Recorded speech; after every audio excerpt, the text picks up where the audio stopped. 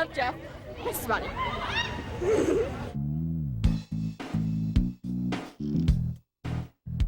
I'll take 2 chili and cheese sandwiches, no onions.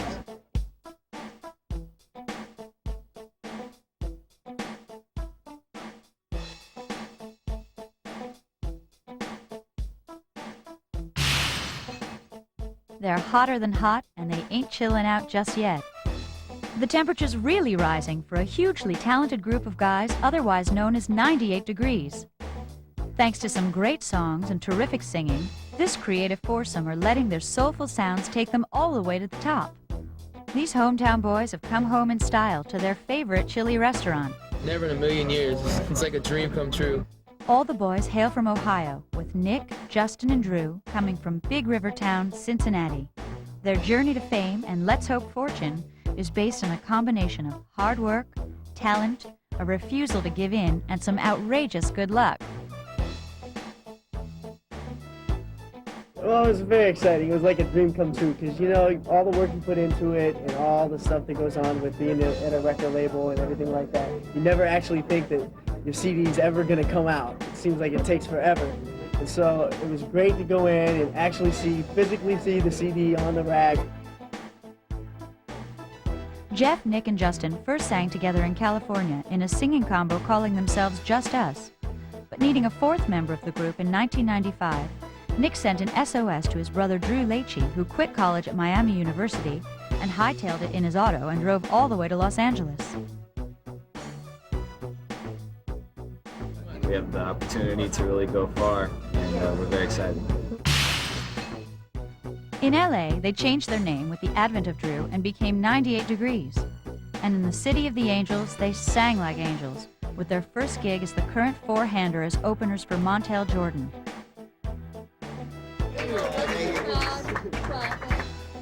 They chose 98 Degrees as they thought numbers would be more memorable than words.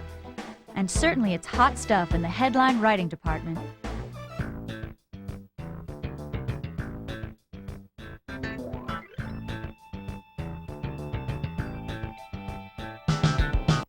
As Ohioans, the boys have got music roots to die for. In the 1960s and 70s, the world of soul revolved around a Detroit record label called Tamla Motown, and its founder, the towering figure of Berry Gordy, signing artists like Marvin Gaye and the Supremes. Commercial soul music was born. But over at Cincinnati's King Records, with the likes of James Brown and the incandescently talented soul singer Otis Redding, the sounds were just as cool.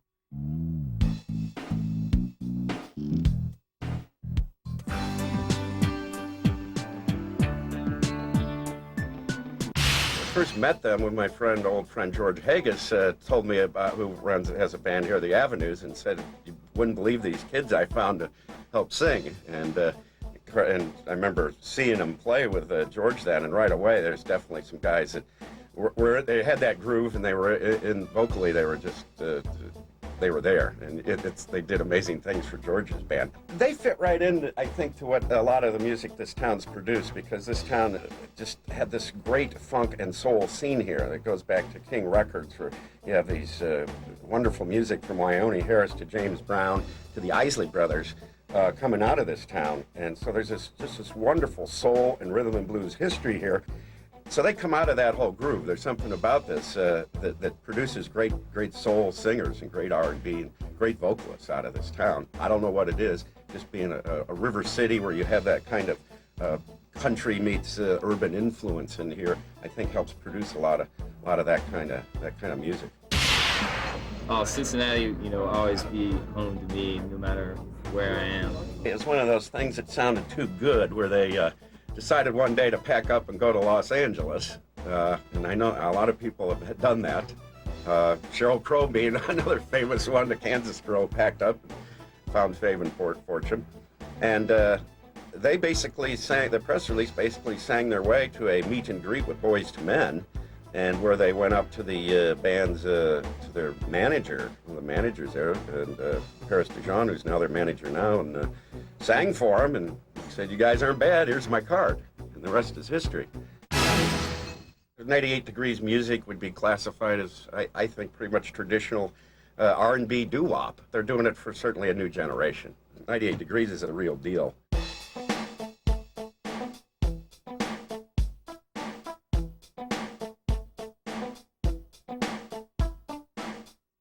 98 Degrees has this very, very firm and direct grounding in urban music. They're not a pop band, although some of that is coming into the music as they develop their own style.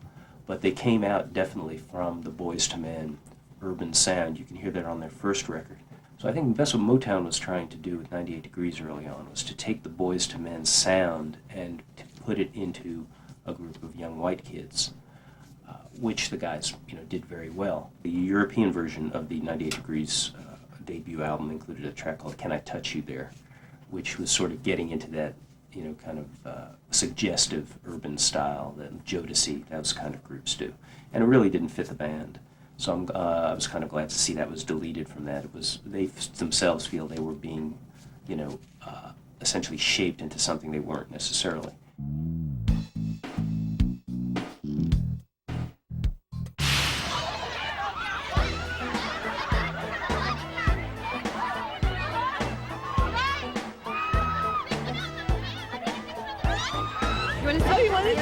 We love 98. We love 98 Degrees.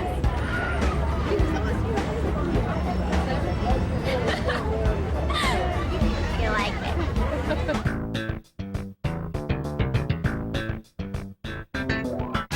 The album, their debut, really had a great big single on it, Invisible Man, but they failed to get that all-important second single. So the first album kind of sold pretty well. I think it went gold, but it wasn't the massive hit they needed in order to go out on the road on their own. But then along came Disney to the rescue, and True to Your Heart, their track from Mulan that they did with Stevie Wonder, that got them back to the top of the charts. That got them back to an awful lot of notice, and that essentially powered their third album, which includes that track, and also has been pretty much spinning off hits since its release, 98 Degrees and Rising.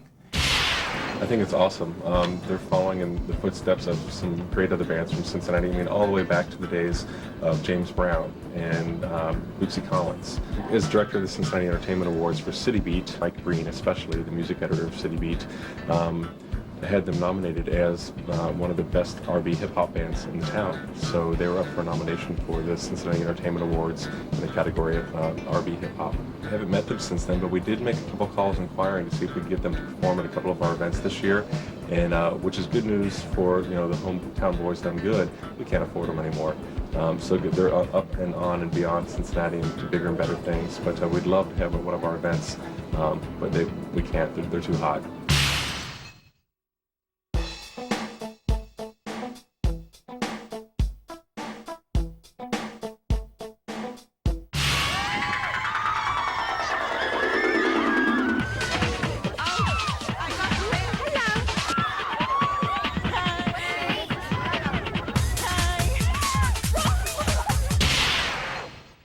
as times have changed, the music business has become tougher, and singers and musicians need all the training they can get.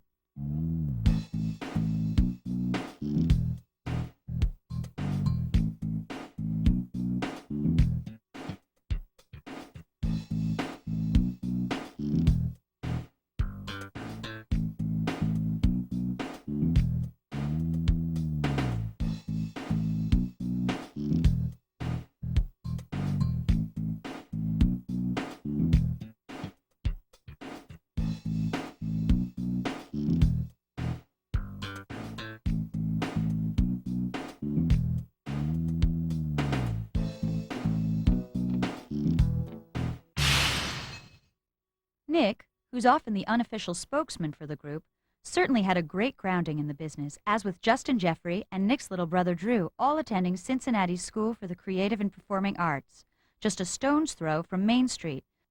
Their vocal teacher, Lori Wyant, remembers the boys well.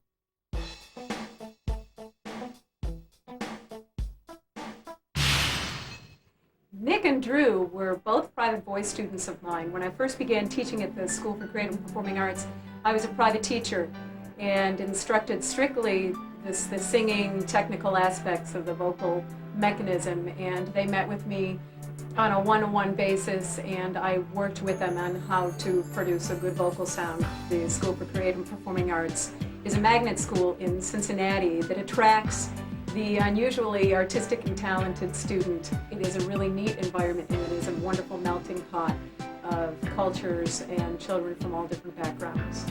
After a couple of years, I became a classroom teacher, and they were involved in my choirs and in several of the performing things that I was director of. I remember Justin as well because he was in that performing ensemble, but he did not study privately with me, so I did not get to know him well. I remember them as being involved in everything. They were both talented in singing and dancing. They were involved in the instrumental department. They were in a vocal jazz group that traveled to Europe and a show choir group that traveled to Japan. And they seemed to just excel in so many things and show an enormous amount of promise in the performing arts. And I remember them being just wonderfully kind, well-respected students throughout the school. I'm not surprised at all that at least Nick has a major career. Drew was sort of blossomed a little bit later, particularly by his senior year. You could tell that he had a wonderful skill on stage and to draw an audience to him. And Nick, with his lower voice, you just kind of knew that he'd end up singing someday because it's hard to find a man that can sing that low and that good. All three of them had that special quality and definitely had the dedication, so I'm not surprised at all that they have a major career. And I'm not surprised at all that they have become the heartthrobs of the U.S. because they were here at SCPA.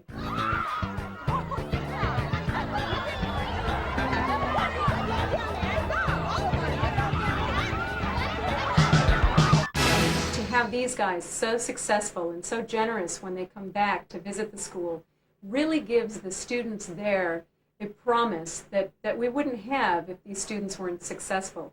They have role models. They know it can happen. They know that these were three guys in a high school that made it happen. And for a teacher to be able to say to her youngsters, this can happen to you. I taught these guys to sing, that it is a wonderful thing to have success stories out of our school, just as it would be for any environment. But it's particularly good in a performing arts school that we're sending kids out there and they're having careers.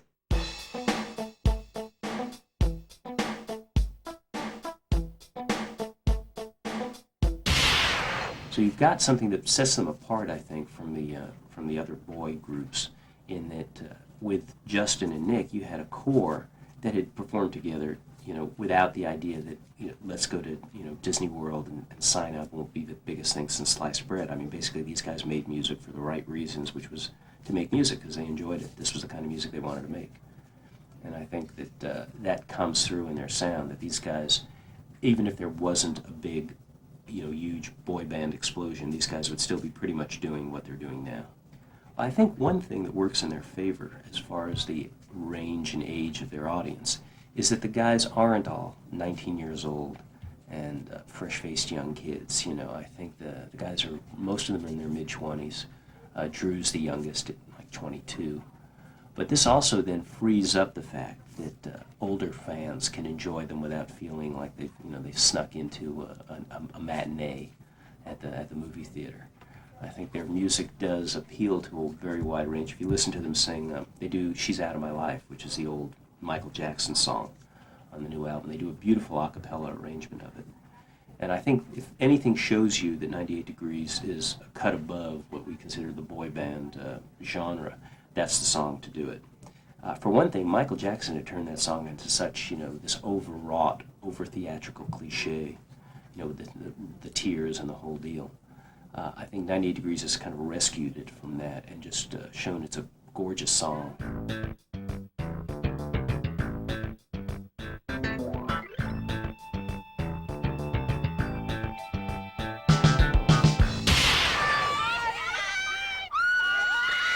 "98 Degrees" are not a studio sound.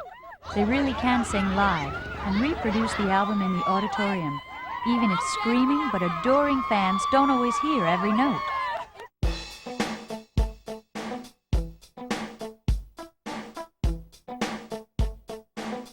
My name is Teresa Navarro. I'm from Moore Park, California, and we're here to see 98 Degrees. We don't have tickets, but we hopefully want to meet them.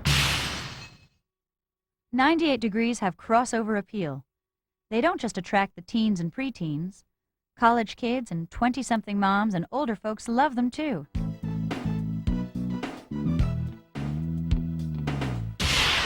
"98 Degrees? Well, I'm not originally from here, but ever since I've been here, people are telling me, hey, Motown, Motown. It's where West 70s are unbelievably huge. All the guys that were, in town coming out of here, even the rock guys had rhythm in them. They had blues in them. And, that kind of sums up 98 Degrees, I think. NSYNC's all about dancing. Backstreet Boys all about dancing. The Spice Girls did that. Britney Spears does that. 98 Degrees is much more about the music. A lot of talent out there, obviously. How do you step up? Going back to the NSYNC and Britney Spears saying they were on the Mickey Mouse Club in Orlando, fabricated, put together, obviously talented people, but it's all about the connections. And there's music that we get in that you can tell that people just can't sing that well. I saw a group not too long ago, he just couldn't sing live, but that's not a problem with 98 Degrees. So they've got all of it going for them. I mean, if that's not a formula for success, then we're all screwed. Every song they've had gets bigger and bigger. This new one is just unbelievably huge right now. Kids love it.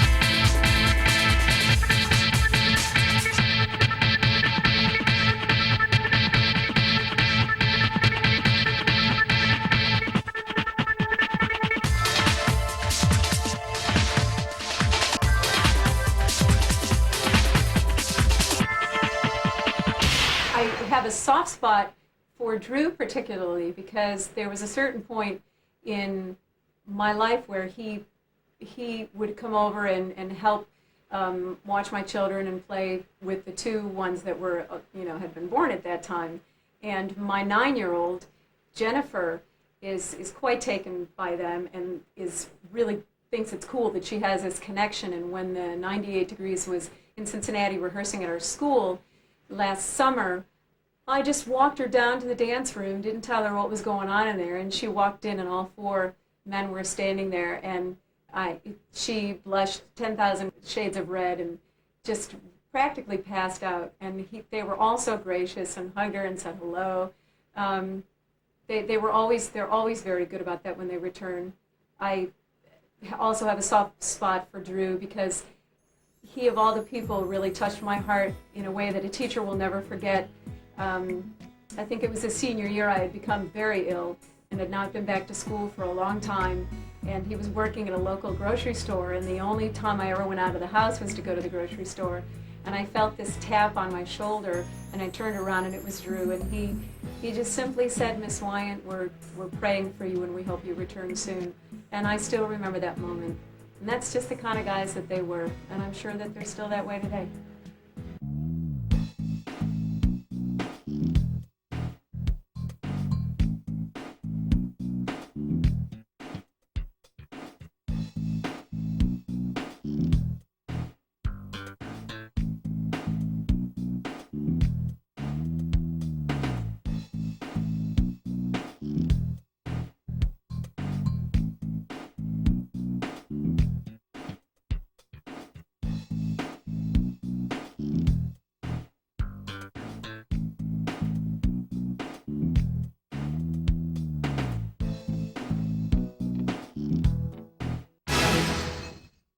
Jeff Timmons was born in Massillon, Ohio, and went to college at the University of Michigan before setting off to Los Angeles to make it big in the music business. Jeff's cousin, Craig Gonzalez, runs a music store and is a huge fan.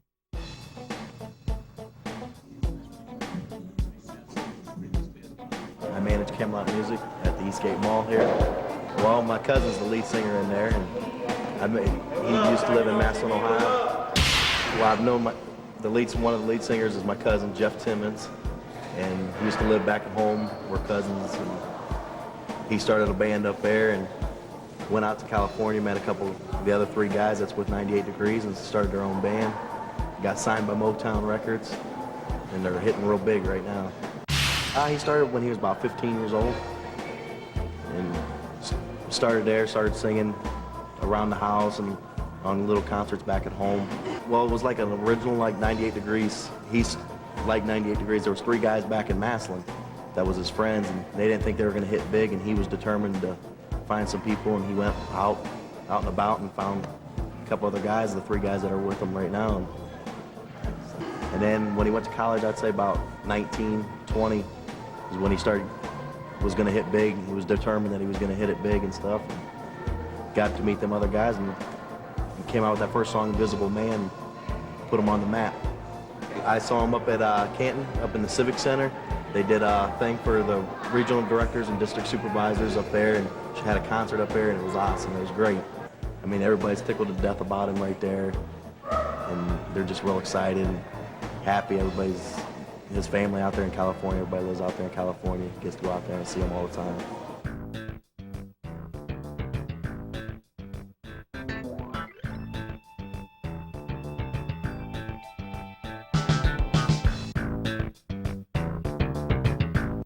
I believe it was Jeff who started the band, and originally he's a fellow who put this together.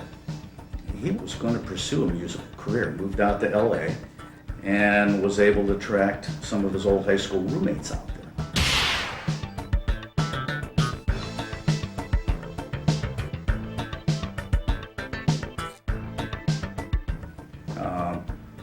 It's a tough way to do it, rather than playing the scene locally of that nature. Go out and hope you get the breaks. And in his case, I think he put the right people together. Fortunately, they're old friends, and fortunately for them, were able to find themselves in some way into the Boys to Men camp. And I think from that point on, it's somewhat history.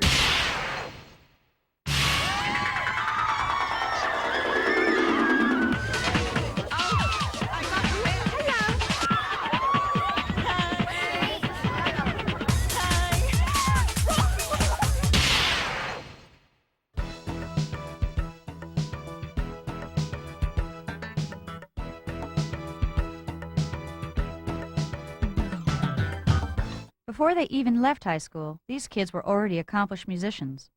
When they left school, Nick and Justin did some hot summer singing at local amusement park Kings Island. Soul music and rhythm and blues wasn't on the menu at Kings Island, and the boys competed against the White Knuckle Rides and the Hot Dogs, singing barbershop harmonies in a barbershop quartet. After an established local musician heard Nick and Justin sing, they were invited to join the Avenues, a long-standing Cincinnati soul and doo-wop band that played their kind of music.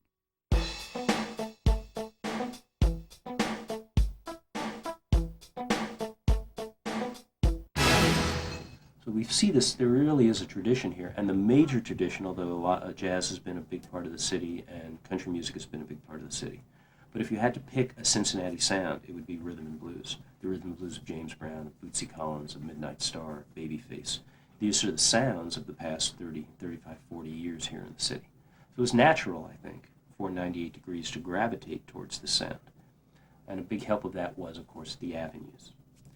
The Avenues was kind of a local oldies band, but that doesn't quite do them justice. They really searched out a lot of the obscure older material to use in their act. And for that, there were people like George Haggis in the band who provided a lot of the material. He's got a vast record collection and really an encyclopedic knowledge of rhythm and blues history. And he provided Nick and Justin, who were in the band, with this history.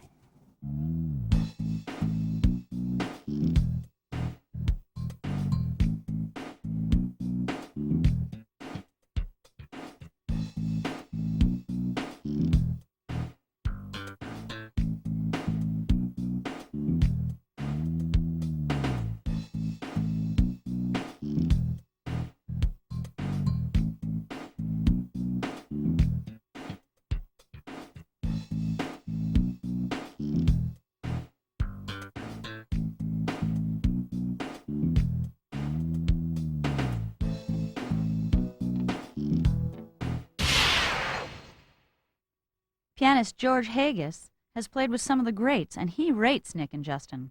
I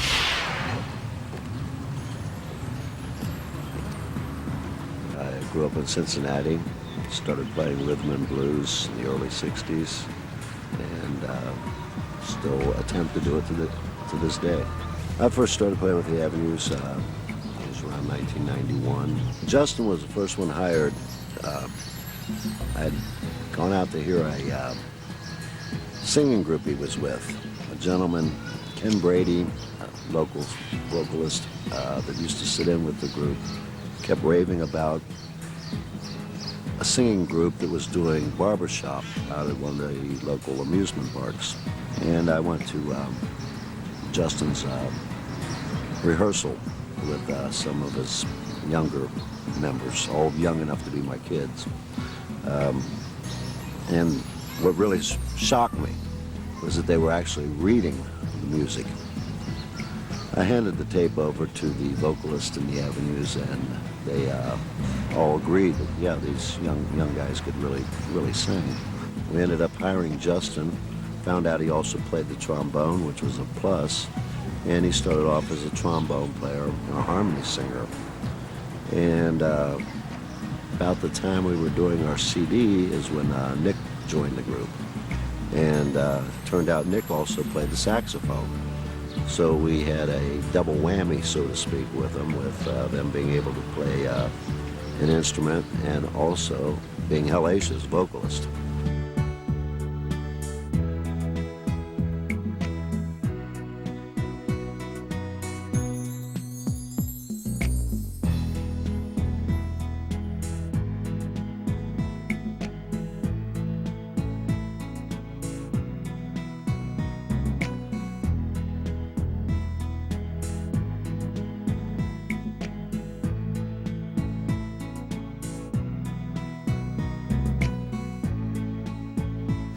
Unbeknownst to me, they had been scouting songs for themselves.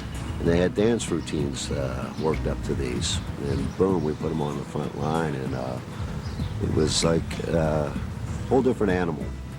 The audience that followed us really knew their rhythm and blues, and their acceptance of young kids doing their music was a pretty neat thing to see.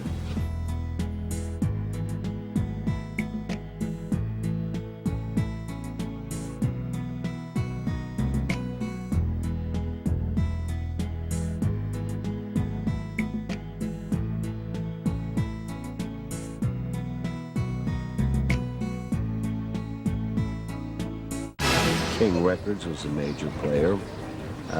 Started off in the late 40s with rhythm and blues and what was termed then hillbilly music. It was actually at the time, I believe, called race music and hillbilly music, later becoming rhythm and blues and country. It was an independent record label, and the only one of its kind that had total in-house production from start to finish. They could record a record there, and the next day it would be in the shops. King Records, which was a local label. Cincinnati was the home of King in the 40s, 50s, and most of the 60s. King was arguably the most important independent label after World War II, in that it led the way, for example, for Sun Records. King was releasing people like Wynonie Harris, Roy Brown, different players in that sort of jump blues, pre-rock and roll style. And of course, the hardest working man in show business, as everyone knows, James Brown. I wasn't aware of it at the time, but I found out afterwards that Justin in particular was going down to the library and renting videos of old R&B guys, I believe James Brown, Otis Redding, Marvin Gaye, whatever he could get his hands on, and lending them out from the library, studying the moves showed in their dance routines, dance steps, and I think some of that still comes through today in their performance. We were playing at a club on Main Street called Neons, and there was a line outside the door, halfway up to the corner, and there were a lot of younger women in there screaming. And it took me a while to realize that they weren't actually screaming for myself, but that they were probably screaming for Nick and Justin. And it broke my heart.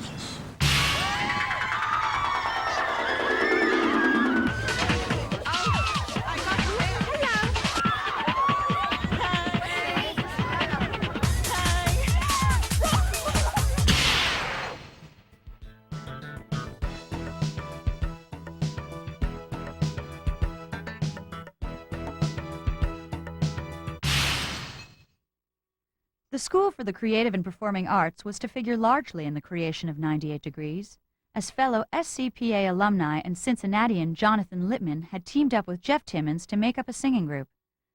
After much soul-searching, Jonathan decided against music, so Nick phoned Drew to replace him in the lineup.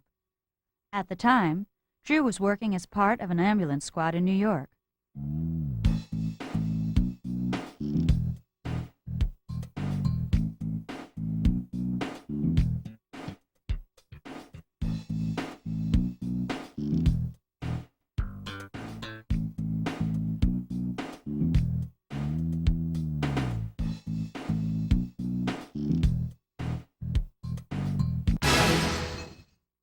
Nick drove Drew back to L.A. and taught him the songs on the way.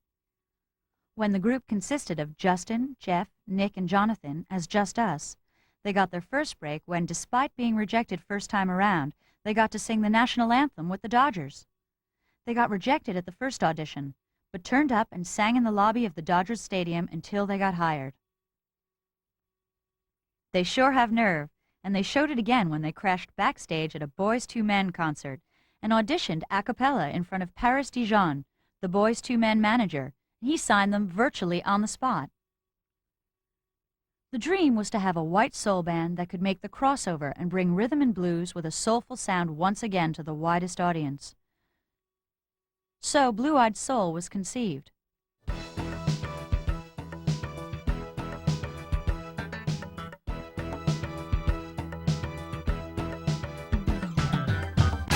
There have been a number of groups that have come out of Cincinnati, and I think it's very important to a scene is that aspiring musicians can see someone who's doing music and being very successful at it.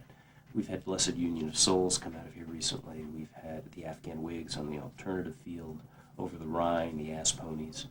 All have had major label deals. In the 80s, Cincinnati was a big R&B town. We had Midnight Star, which prior, I think only Thriller was the bigger selling record back in the early 80s, and as far as the R&B charts than Midnight Star's No Parking on the Dance Floor. And out of Midnight Star came these other groups, Sly Fox, the Movies, the Sharp Band, and so specifically The Deal, which was almost a farm team of Midnight Star, and had a big hit with Body Talk. But it's most important because it did spin off L.A. Reid, who was a native Cincinnatian, and Kenneth Edmonds, who's much better known as Babyface. Kenneth came from Indianapolis and worked in Cincinnati, but Cincinnati is where he became nationally known. It's where he developed his production chops, and where he basically went from being Kenny Edmonds to becoming Babyface. So Cincinnati's had this long history. It goes back to the Isley Brothers. It goes back to James Brown, who recorded at King and took on a young band that included Bootsy Collins. There's a pretty long history here, but every generation that spins off somebody who makes it nationally, for the younger musicians, they see that, well, I can do this. I can do this. And I think that's very important for younger people. As far as just the regular folks, it's like having a winning baseball team. It's like having a winning football team. It's that local pride thing. That, 98 Degrees, they're from Cincinnati. They just went to SCPA. They used to play the Main Street clubs with the avenues. They were at Kings Island. All these places that are very specific locations in town that almost everybody knows about. The fact that 98 Degrees has their roots here is civic pride, as much as, say, the Reds are or the Bengals would be if they ever won a game.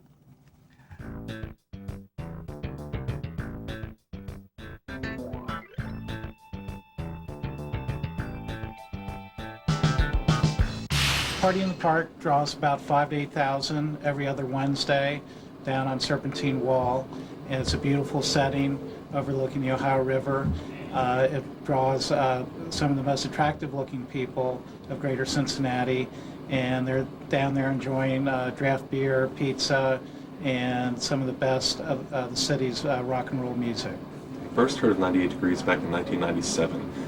As director of the Cincinnati Entertainment Awards, our local version of the Grammys, 98 Degrees was nominated for Best R&B Hip Hop Band. Mike Breen, the music editor of City Beat, as well as the who's who of Cincinnati in the music industry, put them on top of the ballot, and that's when I first heard of them and first met them.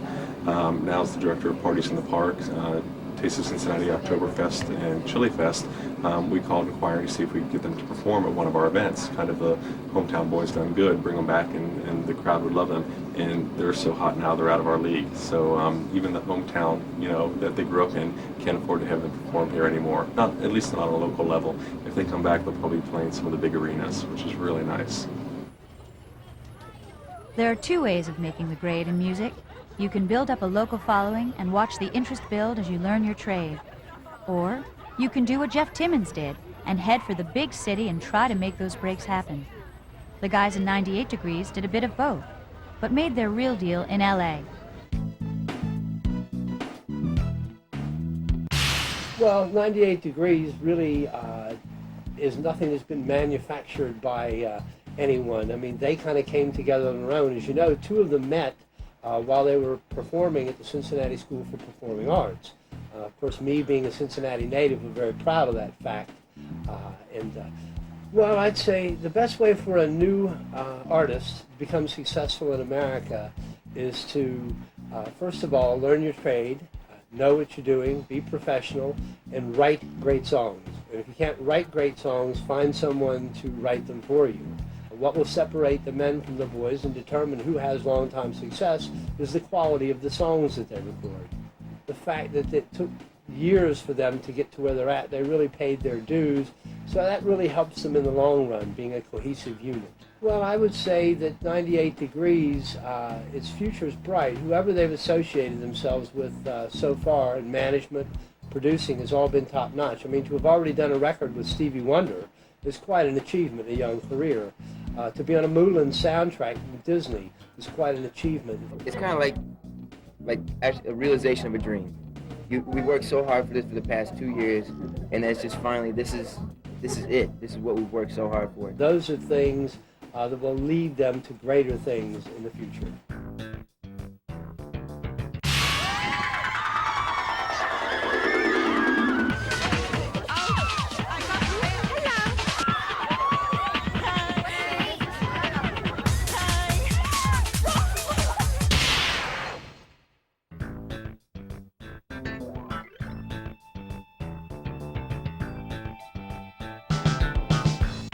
These guys kind of came out of nowhere. One of our former employees is in the Avenues. He's a guitar player, so we were familiar through him. He raved about these two guys that were singing. So he's been playing music for 20-some years, and he just raved about these guys. Their harmonies are far superior to anybody out there. I mean, Backstreet Boys and NSYNC. I mean, those guys are more into the total entertainment, the dancing, and the choreography and things. These guys can just flat out sing and harmonize, and they've picked great songs. They're at 1.6 million, and they just were given their platinum records. So, and the new single that they're working now with on the radio is getting, last I heard, 5,000 spins a day. So across the country, so they've got a huge worldwide audience. They're doing a world tour right now, and I mean they're real big. Everybody's talking about them. They're getting a lot of airplay, a lot of concerts going on, and I mean people's been coming in. It's hard to keep their CDs in stock right now, especially when they're coming down the concert right here. I would say they're pushing close to 1 million records right now, or 1 million plus right now. I mean they hit it real big. I mean we go through, I'd say our store ourselves, we go through about 60 CDs a week, just our store. And if everybody keeps on keeping it up like that and promoting them, I mean it's real good. This last album right here, platinum for him. My cousin Jeff Timmons. It's hard to talk to him right now. I mean it feels good that he's famous and stuff, but I mean like talking to him like at a concert and stuff, I mean he's got his promoters pushing, hey, well, I'll talk to you guys later. You get to talk to him 2 minutes, but I mean, it still feels great to see him, and everybody talks, hey, man, it's got to feel good that your cousin's famous, and it's great.